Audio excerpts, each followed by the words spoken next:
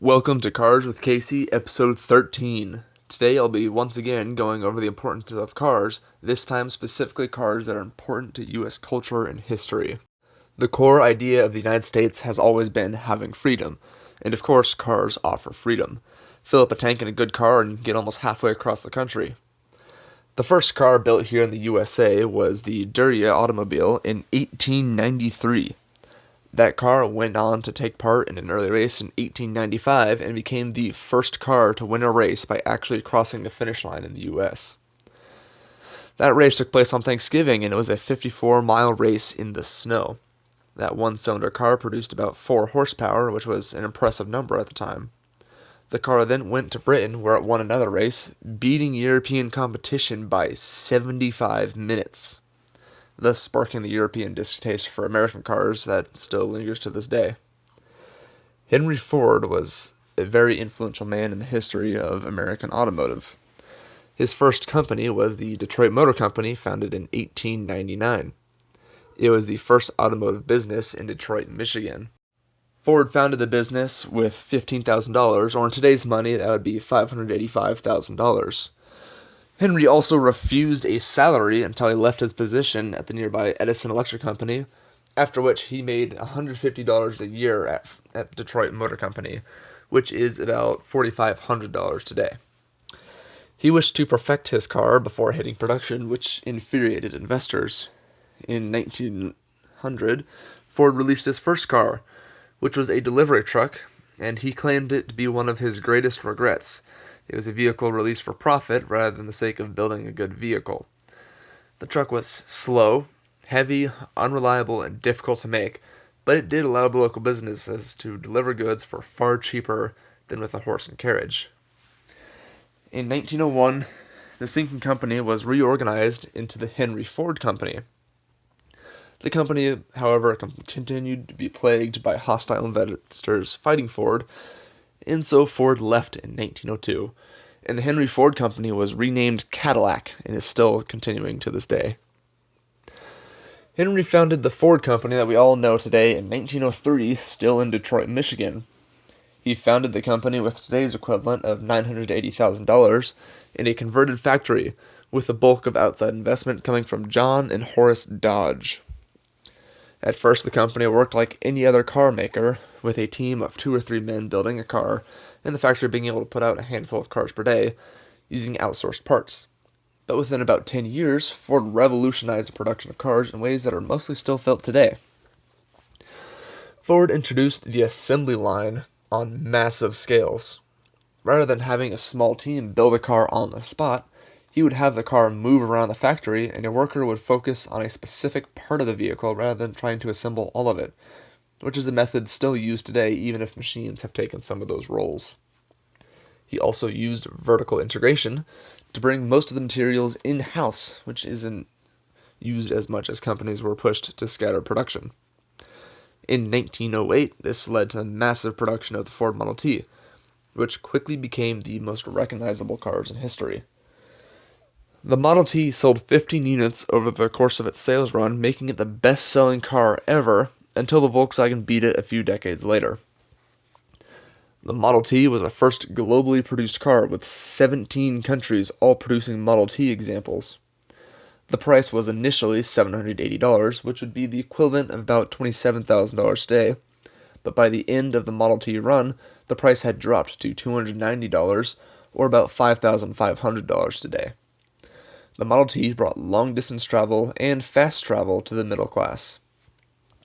In the 1920s, General Motors, which was a major rival at the time, was noticing major gaps in their price ranges for cars. So, GM ordered 4 of its subsidiaries to create company brands targeted at nearby price gaps. These brands were not entirely their own brands, but rather rebadged clones with effectively different trims, much like GMC is to Chevy today. The first of these brands was Pontiac in 1926, founded by Oakland. Pontiac was marked as a lower-priced model to Oakland and a higher-priced car than Chevrolet. It was designed from scratch by a former Cadillac engineer and was named in reference to the town of Pontiac where it was built and the Native American chief of the same name. The Pontiac was a new vehicle with a powerful inline six.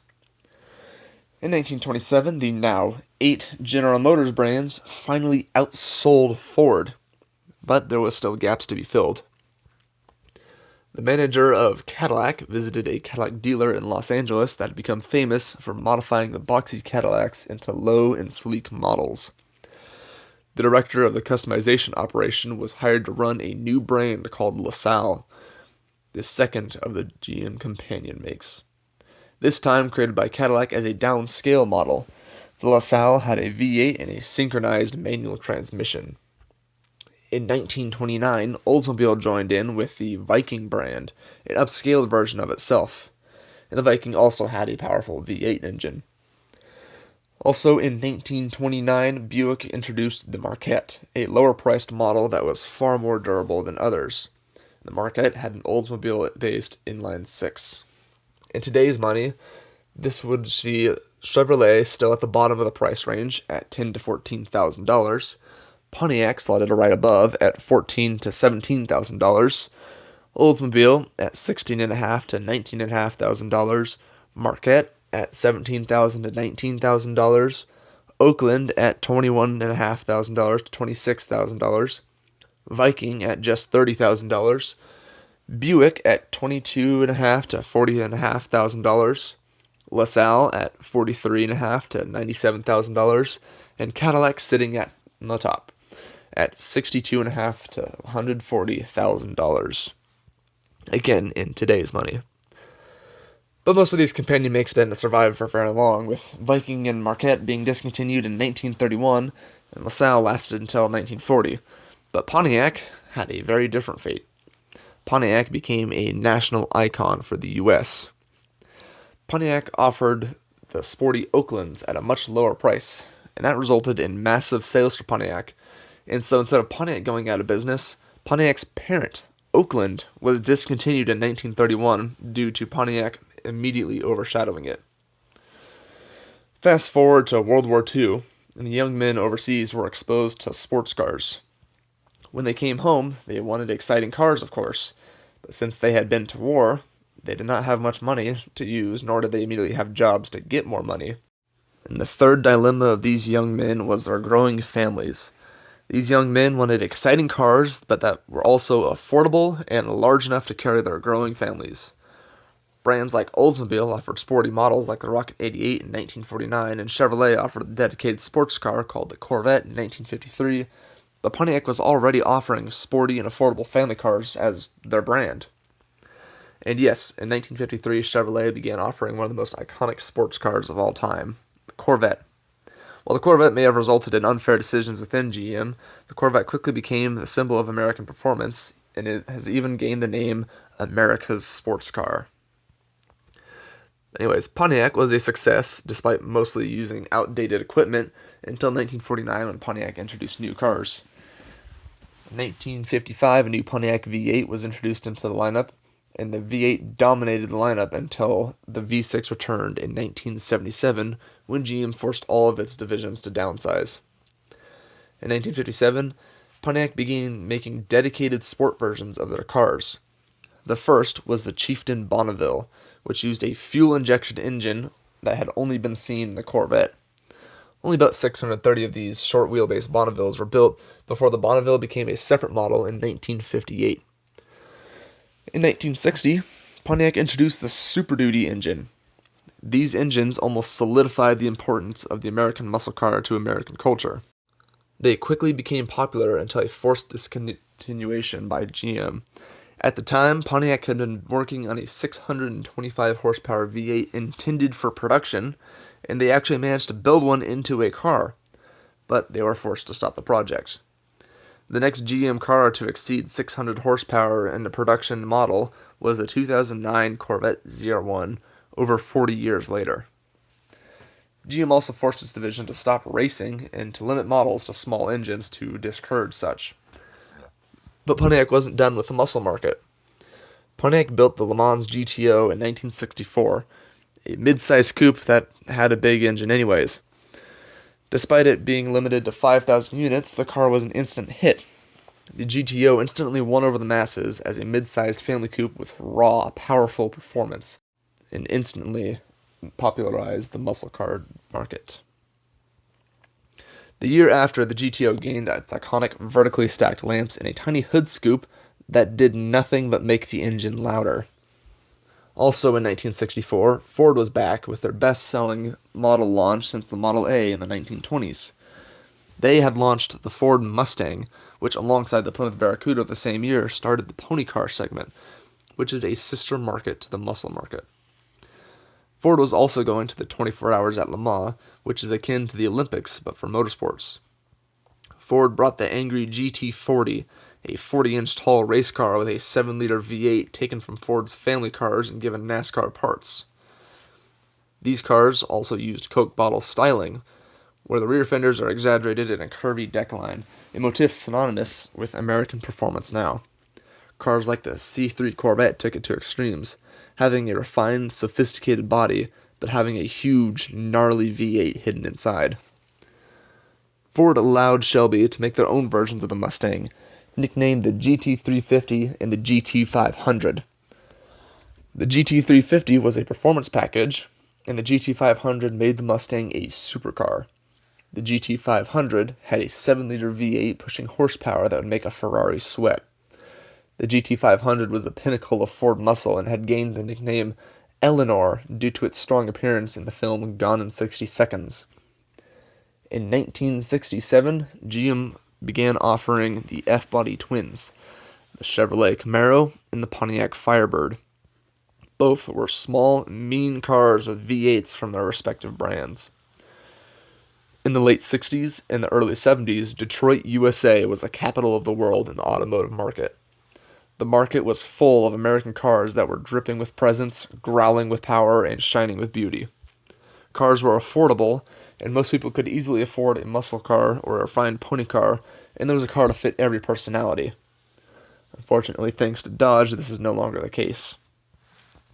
This all came crashing down in the 1970s. The US dollar left the gold standard, and the government imposed sudden emission regulations.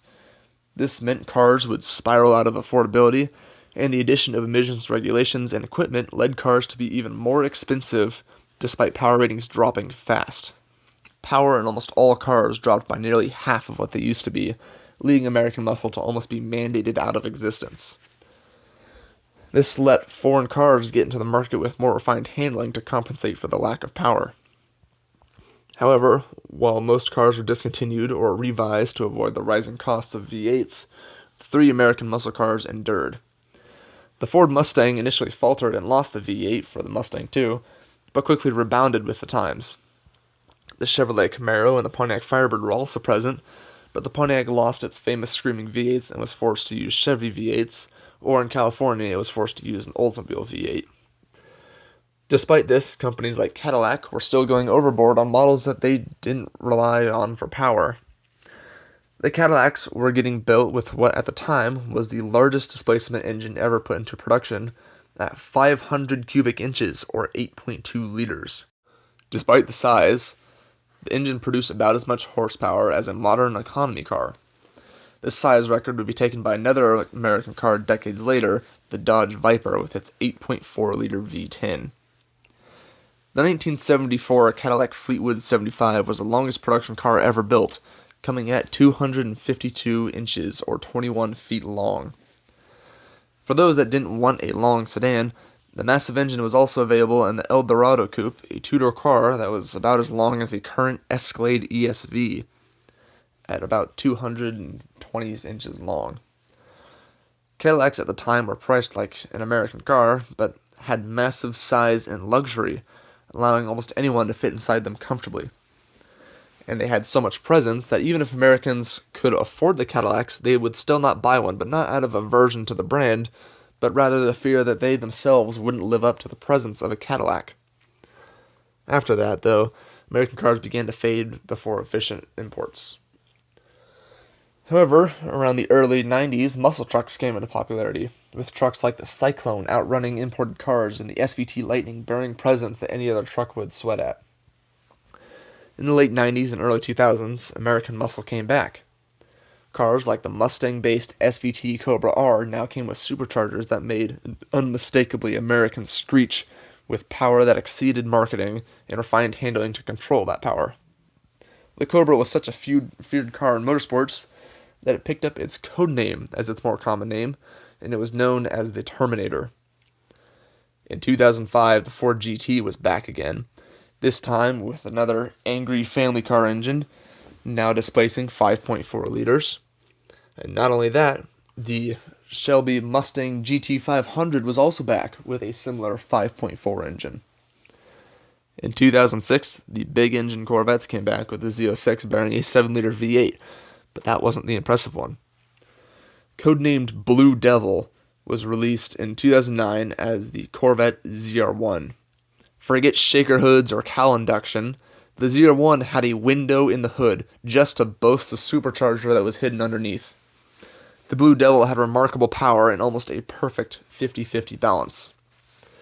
Also in 2009, the Dodge Challenger made its return, and in 2010, the Chevy Camaro rose from the ruins of the GM bankruptcy, but without its Pontiac twin, as Pontiac was shut down by government mandate.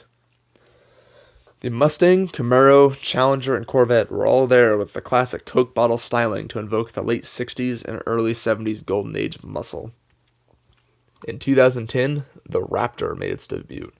It was a ferocious extended cab Ford F-150 with a large 6.2-liter V8 and suspension upgrades to make the truck conquer dunes like a trophy truck, and it had a wide body wide enough that the truck needed clearance like a semi-truck. In 2015, the Dodge Challenger gained the Hellcat engine. The Hellcat was a 6.2-liter supercharged V8 with a sound reminiscent of the Terminator Mustang. Ram Trucks also took that engine, put it into a wided and lifted 1500 to call it the TRX and to compete with the Ford Raptor. In 2018, the Dodge Demon was let loose. It was a wide-body Hellcat Challenger meant to do nothing more or less than be the most feared drag racer on the road, able to do 0 to 60 in just 2.3 seconds. In 2023, that became even more feared with the Demon 170. The Demon now had a special 1,000 horsepower engine that was so powerful that in order for the Demon to be street legal, it had to be able to shatter the driveline just to discourage full throttle use on the road. Despite not being an EV, the Demon had the hardest launch of any road car, maxing out at just over 2 Gs, pulling you into the seat and doing 0 to 60 in less than 2 seconds. The Demon can run a quarter mile in less than 9 seconds. And the Demon can do this by having the AC system supercool a chamber that, on command, dumps fluid into the intercool at below freezing temperatures to force the air to become more dense. Unfortunately, this Demon became the final Charger ever built. 2024 was the last year for the Camaro as well, but surprise, the Firebird had been hiding. Pontiac survived its death and sold the nameplate to a dedicated third-party company that took Camaros and modified them into 1,000 horsepower hot rod Firebirds with enough horsepower to snack a passenger's neck and still put it through a manual transmission. Meanwhile, the Mustang was getting faster and faster and made the GTD, a supercar version that became the first American car to ever lap the Green Hell test track in less than 7 minutes. However, the Mustang wasn't the only American car hunting on that track. The Corvette ZR1 and ZR1X were unleashed at a lower price, but each boasting over 1,000 horsepower from an unfortunately flat-planed V8. The ZR1X became one of the fastest cars on the planet, outrunning cars with several times its $200,000 price tag. The ZR1 can do 0 to 60 in less than 2 seconds and a quarter mile in less than 9, keeping up with the Dodge Demon despite the Corvette not being a drag racing car. The Corvette ZR1X has enough power from the V8 that when the hybrid motors disconnect at their 150 mph red line, the Corvette begins doing a burnout.